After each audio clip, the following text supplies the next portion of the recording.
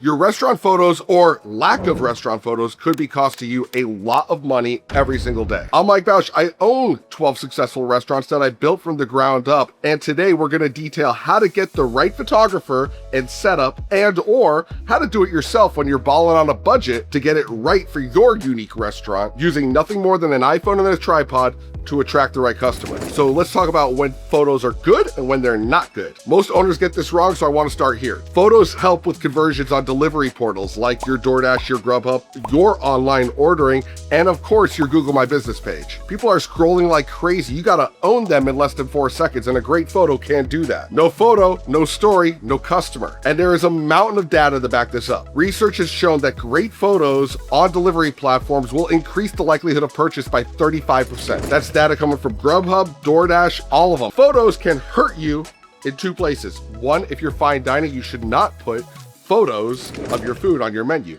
They're in your establishment. You own them. Don't act like IHOP, because we're selling the experience now, the high class nature of it all. This does not, nor should it, have photos. The second time that photos hurt you is when the photo doesn't match the experience. And that can happen in many different ways. So if you have some hero big time photo on your website that is not your experience or a stock photo, you will then be signaling to the customer that you're a liar. Another thing about an inauthentic photo would be you make the photo look like something that you don't sell. You put big chunks of garlic and whole tomatoes in the shot, and you make this glorious background of something that's not in your restaurant. This again comes off as inauthentic. If you don't serve your burger with a big butcher knife on a charcuterie board, then don't take a photo of it like that. So you're gonna use your photos on your Google My Business page, on your website, and a third-party delivery, and potentially in your social media. So having a great bank of content of every photo of every menu item on your menu is an absolute necessity. But this is only one aspect of restaurant marketing. Let me be clear. And if you want to deep dive in all the things that drive marketing for a restaurant brand, about what works and what doesn't, I got a video on that. The link is in the description. Now, to get gorgeous, amazing photos, the best option is to hire a professional food photographer, and additionally, I highly suggest getting a food stylist to work in tandem with them. Now, here's the thing. I didn't get to a point where I could afford someone for that till a long time into my career, so I had to learn how to do this on my own. If you're not there yet where you can afford a professional photographer and a professional food stylist, I get it. That's why today we're gonna learn how to do it yourself. And to do it yourself, here's all that you need. Your Steve Jobs pocket television that's already in your pocket, and a tripod. This is my favorite, super strong, and it works very well. Additionally, I have a DJI mic that has 2 microphones and potentially a light like this and a tripod for that. Now let's show them in action. So I'm gonna make a nice little setup here with my server stand, my tripod. That's all I need. So now I'm gonna make my food items, bring them out here. In the cadence of food, I'm gonna want about a minute or 2 per food item, and then just keep moving. That's why having the tripod and my set location is so important. I like my surface like this. I don't want to take a photo of anything in a delivery box. I want it to look pristine, not inauthentic, but pristine. First, now that we have our tripod, we're gonna go to our phone and go to portrait mode. I could get all up in the aperture and all that, but first and foremost, if we got natural light and we got a good setup, I just get it set up right here. You can see there it is. I could zoom out now because once I take the photo, I can crop in. I can't crop out. Nonetheless, I want to get a nice frame for the photo because on most iPhones, there's 3 cameras. I don't want to zoom so far out that I'm in the fisheye version of the camera. I want to still remain in portrait, regular style. So I'm going to put this here and then get my food ready. My first item, spaghetti marinara. Here's what you're going to notice about this. It's basic as all hell, and that's okay. You're gonna notice I didn't add any Romano to this. Why? Because I don't want any white in my shot, but I wanna minimize the white of a topping because that's gonna dilute the color of the red. I want the red to pop and the green to pop. So I'm gonna place this right in my set location, get my portrait mode the way I want it, and I got a light on. So I gotta turn that off. This direct light from the can above me is too aggressive.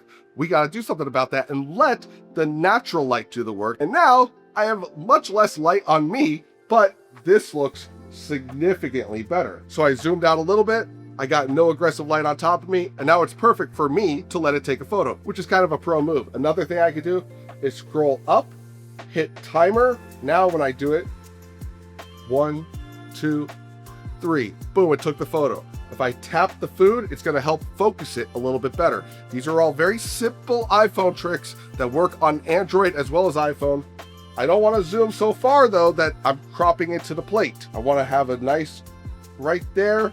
You can see that I still have some space around the plate so I could crop in later. Also, if I wanna make this a square image on some type of social media, I wanna be able to do that by zooming out enough, but not too much. So I have the choice of a top-down photo, great for potentially a pasta or a salad, an angle photo, which is gonna be great for almost everything, or I might need to go down and sideways, just like that, if I'm showing the height of something, like a burger. A burger, I would wanna do at a sideways shot. So I have top-down, 45-degree angle, and right into it at a flat angle for something like a burger or a beer. Now, if today was a super bright day and this is the only location that I could use for this photo, then I would need to diffuse the window. How can I do that? You could buy a fancy ass shade or just tape up a bedsheet to the window and get the same thing accomplished. This is another tool you could use. Now, if I turn this on, you can see that is aggressive, but this is called diffusing light. Essentially, this makes it a softbox. You can also see right there, I'm filming myself with a fancy ass softbox. You can see when I do this, if you're saying, oh, well, I need to add more light to this. The second I do this, what happens to this photo? Now I have glare and shadow. So as much as you're like, oh, we need great lighting, there's no lighting that's ever going to beat the Lord's. Let natural sunlight do the work for you. Light is good.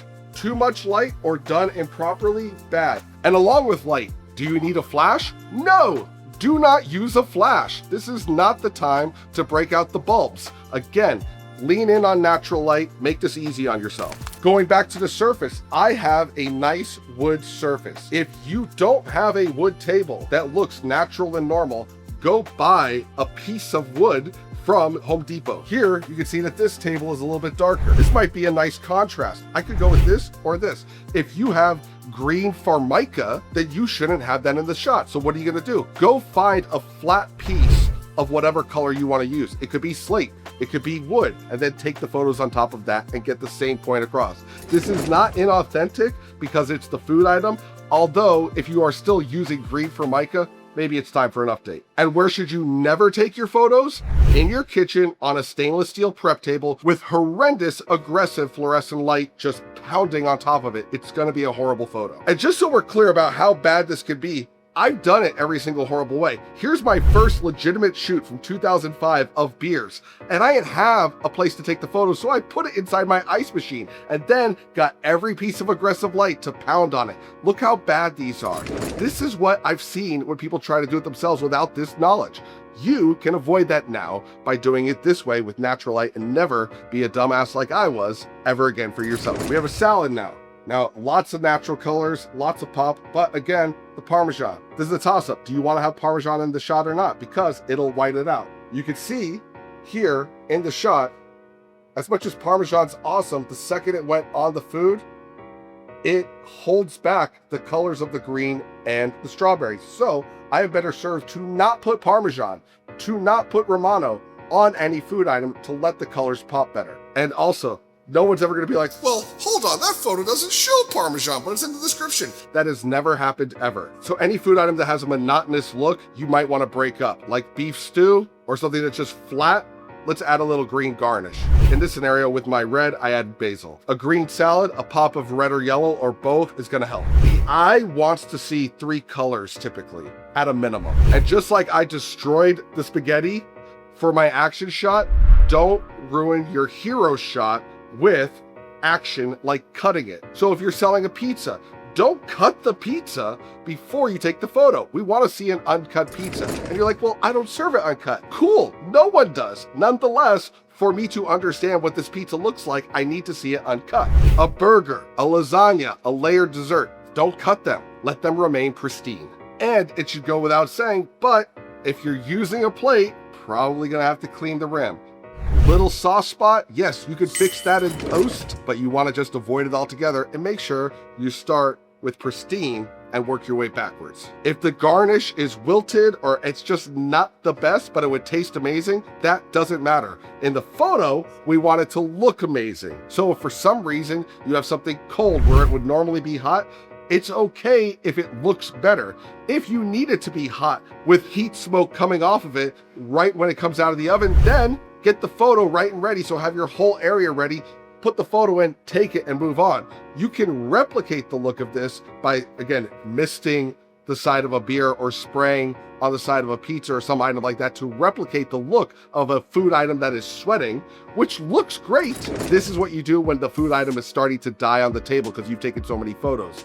Ideally, you get it right from the oven, right to the table, take 2 minutes and you're good. Because when it comes to taking the photos, I want you to take a lot. Like 50 photos might garner 3 good shots. Now, if it's on a tripod in a set spot, you might only get the photo there, but you might want to try it with different apertures. You might want to just move it left or right, top down, put it on the tripod, leave it there, and then go a little bit close. See what it looks like. And you're going to use these photos for a while, maybe years. So slow down, get it right, be intentional, and get great photos. And that's how you do it yourself the right way, maximize impact and minimize effort. And if these tips have been remotely helpful to you, then check out my mailing list where I send you more tips every single week. It's just all killer, no filler from me to you. It's the Restaurant Profit Tweak. I think you might dig it. The link is in the description to sign up for that. So where are you going to deploy these photos? Again, this is now your batch of content. If it doesn't go somewhere, it was worthless. Send them out in the highest ROI spots first, namely your delivery apps and your online ordering. Everything that you are selling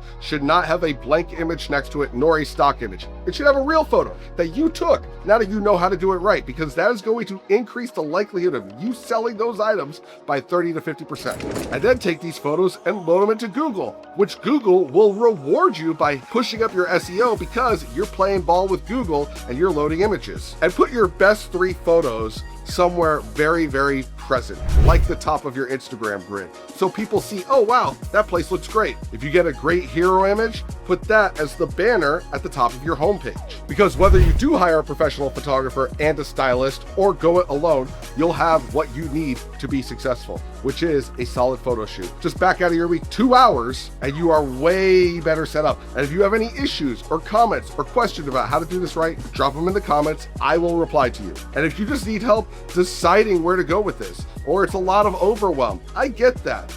Book a restaurant review call where we will map out a 90-day plan for your unique restaurant, figure out what's the smartest use of your time, and then get you there. There is no obligation. It's just us doing a free audit of your brand and then giving you some freebies. You will come out of this meeting better than when you went in. I guarantee that. The link is in the description, and I will see you on the next video.